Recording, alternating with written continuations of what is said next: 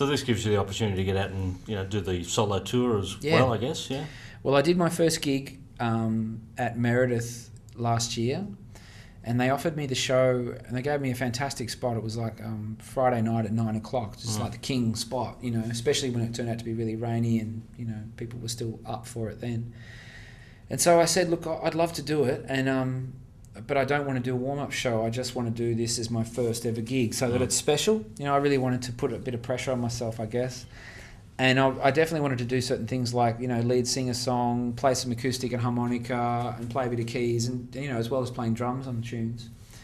And the show went awesome. It was really, I was nervous, but it was really cool. And when I came out to do the acoustic song, and the lights went down, and the other guys went off stage, I sort of felt this is the moment where I'll just be able to work out if this is going to work. Is it going to be believable for people for me to do this? And it was one of the best songs of the night. It's got a really big, and I keep getting people coming up to me in the street saying how much they liked it. And so I'm really stoked, man. I can't deny it because it's an unknown territory for me. So I'm really happy. Yeah. Well, Spiderbait came out of Mothballs on New Year's Eve, didn't you? That was our first pub show in Melbourne, probably about 7 years, because all we really play these days is big festivals. And because we don't really tour much anymore. I'm saying to everyone we're kind of like in a go slow phase, or we're in first gear. The engine's still running, but it's parked. But we were stoked to get offered that show because we have a lot of memories at the SB, and particularly that we could play in the front bar. So we did the gig, and it was honestly one of the best gigs we've ever had. It was so old school, and a lot of old school people that we hadn't seen in years, like from the punk scene back in the early '90s were there, and we even had to stop the gig halfway through, because a guy in a wheelchair was up the front and got stuck with a mosh pit. So everyone lifted him out and pushed him over, and that stuff just doesn't happen anymore, Yeah. But all full of camaraderie and punk rock love, and we could really hear what each other were doing, because you play those big shows, it's like, Janet, where are you? You're way away. This was really nice to get back to play a Melbourne gig in a pub again.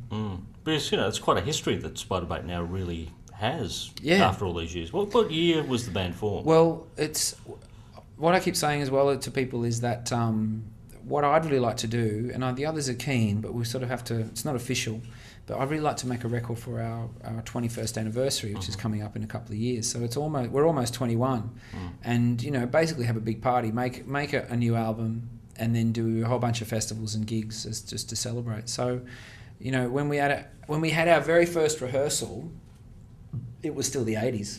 So, so we've been around a long time. But we had our biggest ever hit only a few years ago. So we just feel really nice and so, lucky that we're still a kind of relevant band that people still like. We're not kind of like someone who people only go to see stuff off their first album. So we keep getting new fans all the time, new young fans. So we're stoked, But when we do something again properly, we'll go hard again. Yeah, because you're an independent band for many, many years before signing to a major label. That very first single, Circle K, wasn't it? That's right. Do you ever revisit that? We haven't played that for years, but we should play that again because it's so easy. I mean, and we recorded that at a university studio. We did it on a go-go.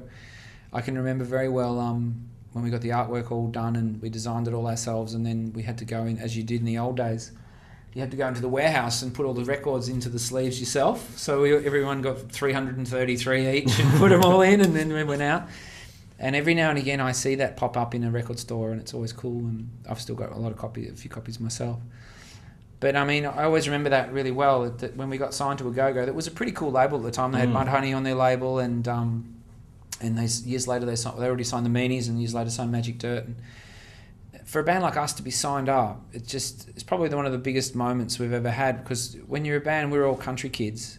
We never thought we were cool, and we can't compete with these city bands who've grown up listening to all this alternative music. We listened to AM radio, which was like the races, And to some cool labels to sign you, it really gives you a lot of confidence. And really, I think we've sort of always gone on from there, from that first moment when Bruce Milne signed us. So whenever I think of those days, I always think of it good. But I'm glad that we went major in the end, because it got us to a lot more people, and the deal that we signed was very much an indie deal. So we never have to do anything we don't want to do.